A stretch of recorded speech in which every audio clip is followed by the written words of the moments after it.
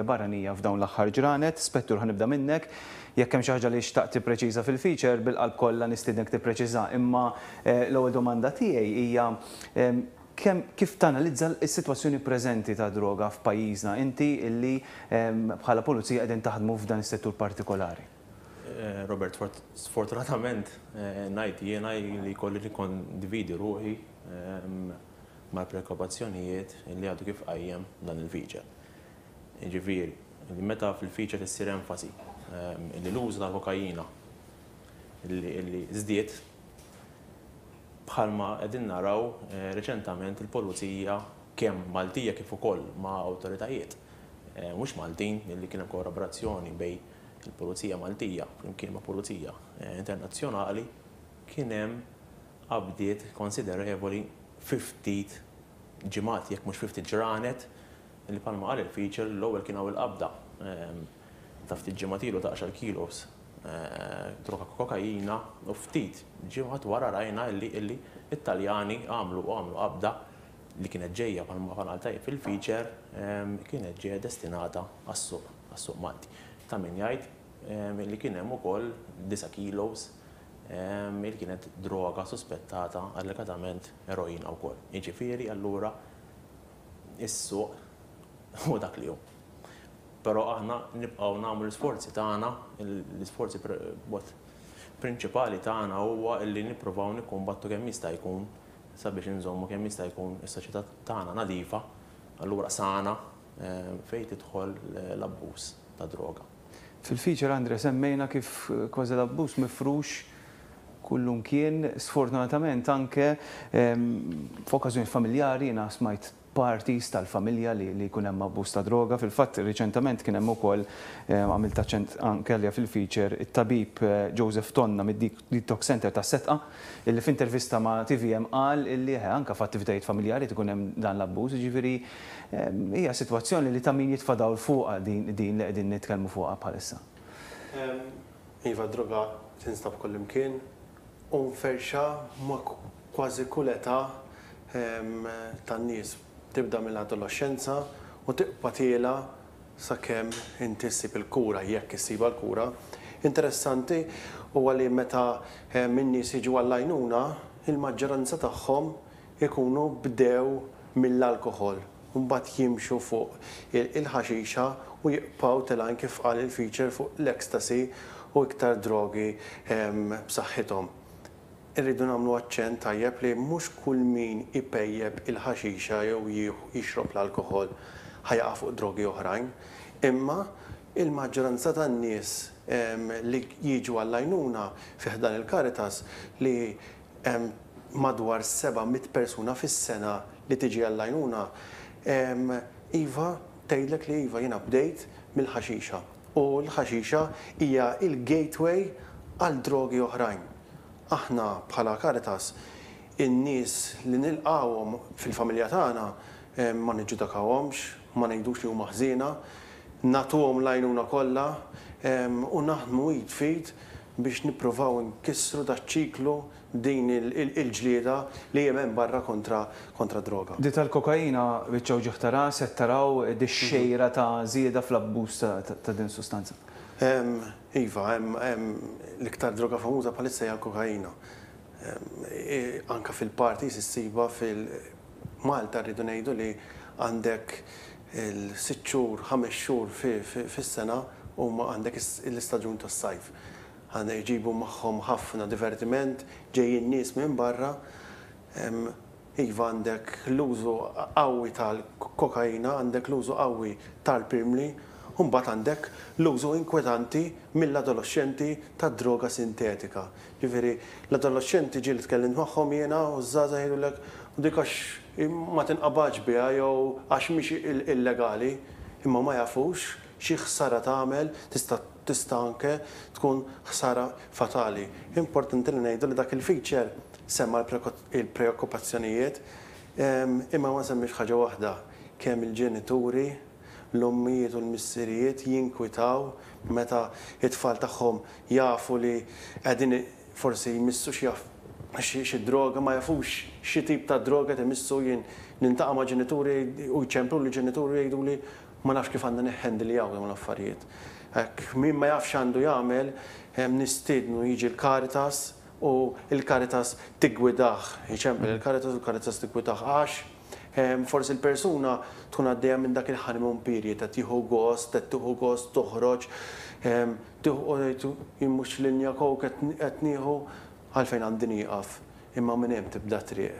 U allura l-aħjar soluzzjoni, l-aħjar kura hija prevenzjoni dejjem ngħidu prevention is better than cure. Allura dik li tagħmel il-Caritas tipprova tissostni fuq għalli isma' hemm il-prevenzjoni u l-aħjar ikun hemm awareness kif qed isir tajjeb u ma mmissux ma' dawn it-tip ta' drogi. Spettur, il-ħolqa, il-link li hemm ma' Sqallija kontinwament fl-aħbarijiet din biċċa u ġieħ ta' ras għall-iskwadra tagħkom kif taħdmu tikkollaboraw anke mal-awtoritajiet Taljani. Il-kelm biċċa u ġieħ ta' ras as-saġġ kull fejn tidħol id-droga hija biċċa ġieħ ta' ras, jiġifieri ma norbotx il-link ma' Sqallija bħala ġieħ ta' ras jgħidli għaliex id-droga li tkun fis-suq tagħna ħafna minnha ma tkunx magħmula hawnhekk. Jiġifieri issa being Sqallija, being pajjiż ieħor, dejjem ħajkun hemm x'imkien ħajkun hemm ħolqa. Però għall-aċċenn li tagħmel inti għal Sqallija, il-Pulizija Maltija għandha diversi kuntatti ma' awtoritajiet Ewropej oħra. Being Sqallija per se, being aġenziji bħal Europol pereżempju, aġenziji bħal Interpol pereżempju. Aw preżenza wkoll fl-Ewropa, konna kuntatt ukoll ma' skwadri oħrajn ta' pajjiżi anke mhumiex fl-Ewropa wkoll li jagħtu l-inputs tagħhom illi dawn huma għandhom iktar hands-on fejn tiġi pereżempju aktar pajjiżi li qed immorru lejn is-South America, ġifieri minn fejn qed toriġina id-droga kokaina pereżempju, ġifieri hemm network. Jiġifieri jekk il-law enforcement mhux ħajkollha networki, jiġifieri jekk Malta mhux ħadd tkun parti minn dan il-network ma nista' qatt niġġieldu dan in-network ta' kriminalità organizzata fejn jidħol traffikar ta' droga. Allura domanda tiegħek iwa qed isir, jiġifieri qegħdin anke l-korp tal-Pulizija b'mod intern lokalment qed isir enfasi li jkun daw in-networks ma' pajjiżi oħrajn għax bħalma nafu li droga hemm diversi nies involuti minn pajjiżi oħrajn li qed jagħmlu networks bejniethom sabiex id-droga finalment tasal għandak iż-żagħżugħ jew iż-żagħżugħa li tikkonsma din id-droga. Dil-kwistjoni tal-purità ta' droga smajna kokaina imħalta ma' sostanzi oħrajn bla dubju tkompli taffettwa wkoll fl-effetti li jkollha fuq il-persuna li abbuża. Din hija realtà li qegħdin tiffaċċjaw qed tarawha b'mod partikolari f'dawn l-aħħar xhur ilkom tarawha. X'inhi trend? Kif tanalizza inti din it-trend? It-taħlit ta' droga minn dejjem kien hemmhekk. Għaliex l-iskop tal-individwu huwa li min ikollu kilo droga jipprova jġibu 2 jew 3. Issa biex jġibu 2 jew 3 irid il-kelma ta' triq tiġi kkatjata. Jiġifieri din id-droga minn kokaina iridu nitfgħu jintefgħu jitħaltu ma' affarijiet oħrajn qed nuża kelma affarijiet apposta. Illa għaliex aħna qed nitkellmu fuq xi laboratorju li għandu xi standard illi qiegħed għandu il-WHO watchdog u ħatara x'kimika ħajtfa'. Daw qed nitkellmu la ebda standard, ġifieri qed nitkellmu għal kokaina. It-traffikant ħajitfa' dak kollu li huwa abjad allura li jiġbaħ il-kokaina mal-kokaina, jekk ħan niġu pereżempju għall-eroina dak li hu kannella mal-eroina allura m'hemm standard, dat-taħlit dejjem hemm kien u naħseb illi ħajbqa' hemmhekk. Imma forsi f'daw il-ġranet jew xhur rajtu u esperjenzajtu żieda f'din il-nuqqas ta' purità fil-kokaina dan it-taħlit li qed isir jew mhux il-każ. Anti kien hemm seizures li l-purità kienet kemm xejn għolja. Illi dik hija inkwetanti minn nfisha tgħidli għaxiex. Illa li xekk għandek inti droga li hija aktar pura, allura ħadd ikber iktar fi triq. Illa li l-average purità ta' triq tal-user tkun normalment 18-19-20% ta' droga.